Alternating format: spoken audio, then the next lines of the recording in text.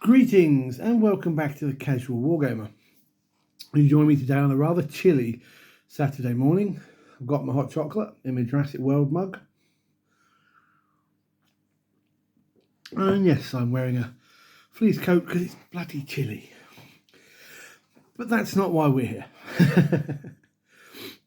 Okay, so I'm guessing, much like myself, there have been many times where you, as a casual player, have turned up to a match and you've looked at what your opponent's brought and you've gone, I've got no way of dealing with that. I cannot win this game. Or maybe you run into an opponent who, good person, but they are competitive, whether they realise it or not. What they think is a fun and casual list is anything but. And there's no way you can beat that person. Sometimes this happens because you're playing a store tournament or a store league and you don't really get a say in it. People are going to play competitively, and that's fine. So what can we as casual players do to try and make our games of 40k not necessarily more interesting and not necessarily that we're going to win, but there are things that we can do and have our own little side game, as it were. Because win or losing doesn't matter. It's whether you have fun. And you can set yourself your own goals. And there are 3 that I do. And I will share them with you today. And maybe, something might resonate and you try it yourself. The first is fairly obvious, and it's something I'm pretty sure everybody has done at some point in their wargaming career. And that is, you give yourself a tertiary objective. A moral victory, as it were. And as I say, I think we've all done this. So basically you go, I can't win this game, but what I'm going to do, and you don't tell your opponent, this is all stuff you keep up here because you don't want that person to be subconsciously thwarting your plans. But you could nominate, I'm going to take out that unit. It doesn't matter what happens the rest of the game, that unit dies. It could be, I'm going to assassinate their warlord. I'm going to kill a character. Or it could be, I'm going to get a unit onto the middle objective. It doesn't matter if they last or not.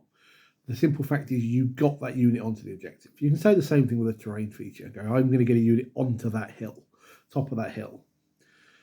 And it gives you that moral victory. Moral is not the right word, but you know what I mean. That you have achieved something that you set out to do. Win or lose, you did that. The second, now this isn't really so much something you can do in game, but it's something, and I've mentioned this before, I'm sure, but one of the problems that I face as a casual player is that most lists that I play against, when I play against my friends and fellow gamers at our store, is that lists are fairly samey.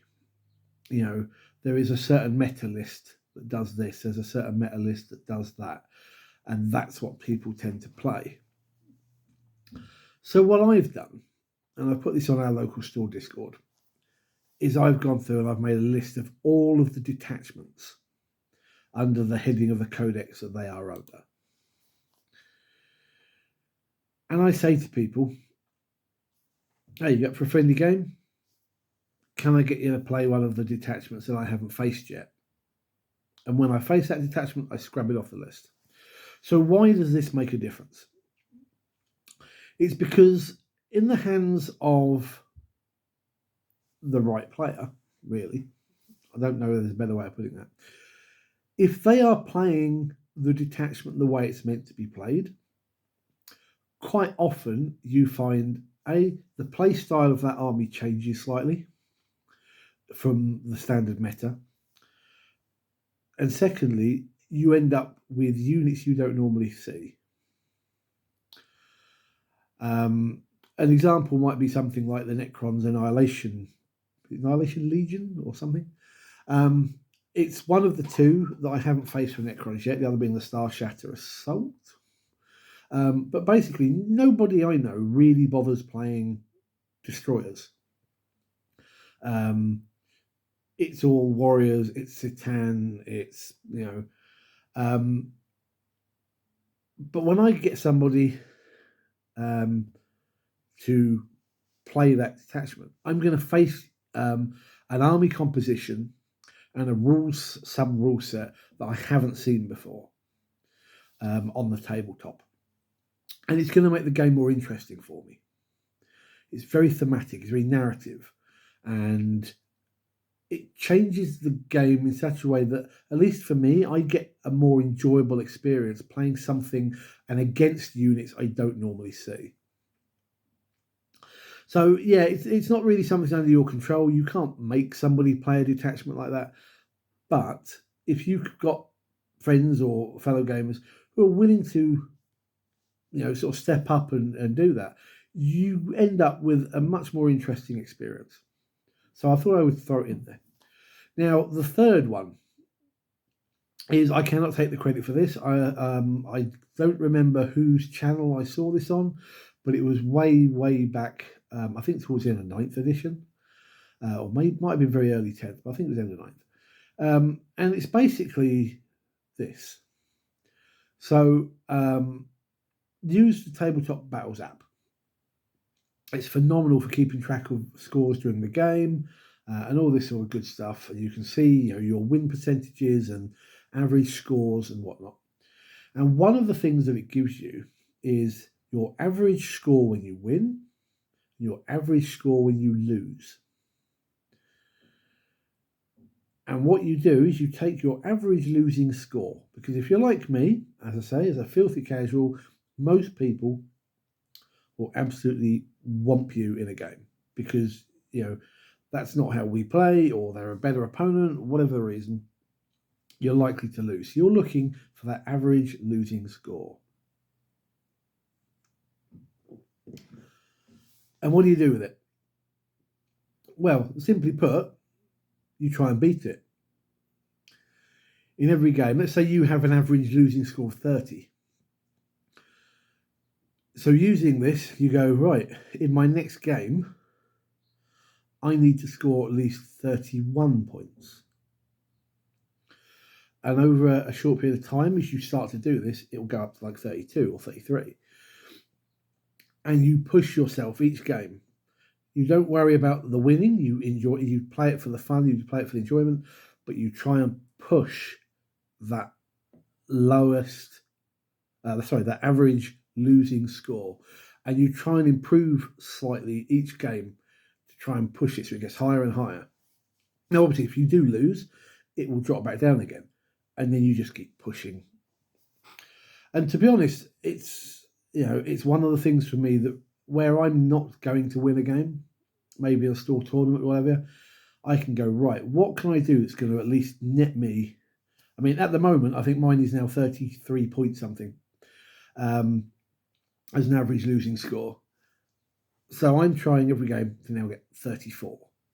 And as long as I can keep pushing that and scoring higher, that rating will increase. And I get more enjoyment at that. Win or lose, getting mushed, whatever. If I can push myself, not only am I improving slightly as a player, but it gives me that tertiary goal to try and,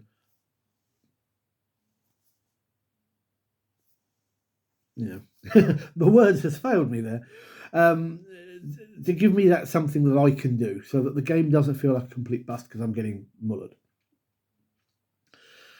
So those are my 3 suggestions for things that, as fellow casuals, we can do to try and give ourselves something so that we're not disillusioned by constantly being spudded by better or more meta-chasing opponents or what have you, or competitive lists. And I recommend giving these a try. At least 1 and 3. I mean, I wouldn't necessarily say the detachment thing is all that. I just think it makes for a more interesting game. Now, of course, Games Workshop are screwing with me because they're now releasing new detachments every like quarter, and it's like, you don't want me to do this, do you? But anyway, give these a try if it's not something you don't already do, and let me know if it makes a difference in your games. And likewise, if you do try them, let me know how you find it. And if it's something you already do, let me know how that has improved or what have you for your games. Thank you for watching. Just a quick one today. Have a nice hot chocolate wherever you are.